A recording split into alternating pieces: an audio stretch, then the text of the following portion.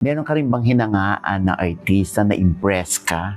Coco is one man that I salute. I take off my hat. Why? Nakita mo ba yung Batang Quiapo sa probinsyano? Matatagal lang na artista, mga ganun. And they're all there. And Coco had been helping them a lot. At sa awa naman ng Panginoon, kumikita. Kasi pag ganun ang palad mo, Oo. papasok ang grasya. Oo. Pag ganun ka, walang grasya, nadada ng grasya. And Coco is like that. It happened to me once when I needed help from him, for a friend whose husband was dying.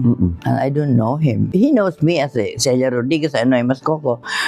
She was crying all over the phone. Sabi niya sa akin, my husband is dying na. Lumabas naman siya sa probinsyano. Tinawagan ko si Coco. I asked the help of Lorna Tolentino. In other words, binigay sa akin ng number. Ring nang hindi ko lang sumasagot. Tapos 11 o'clock na green tita. I'm so sorry but I was in Batang Quiapo. I'm the director, I'm the actor. Sorry tita, hindi ako nakasagot. Sabi ko, imagine asking for an apology, no? Sabi ko, it's okay, iho, I understand. Sabi yun tita, what can I do for you? Sabi ko, it's not me. Hindi ko nento ko. Ganun.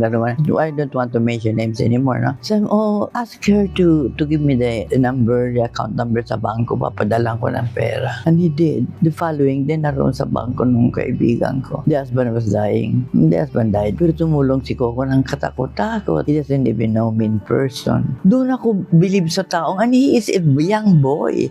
He knows how to share. Kasi alam mo, life is sharing eh. Kaya multimillionaire ka, pag hindi ka tumulong sa kapwa, basura ka sa akin. And this Coco is a young boy and I have heard so many stories about Coco helping other people. Kaya sabi ko sa kanya, sa sulat ko, sa text ko sa kanya, please take care of yourself. The industry needs you. Ginano ko siya. Bilib ako sa bata yun. Sana tularan niyo si Coco Martin. Bihira ang ganon. At hindi mo pa yung nakakatrabaho? Hindi, I've never met him in person. Talaga? No, I've not. I know him as Coco. He knows me as Celia Rodriguez. Pero parang the way he talks on the phone, ano magkukuha ko sa'yo, tita, may problema ba? Ano problema? Ganon, the way he talks. Mukhang bait naman ng batang to. Sabi ko, sobra. Kaya ang text ko sa kanya nakakaiyak. And I meant it. Hindi ko akalain na may bata palang ganon. Kaya tignan mo ang grasya niya. Lahat na pinapasukan niyang trabaho, my God. Kasi ang Panginoon, He knows your heart eh.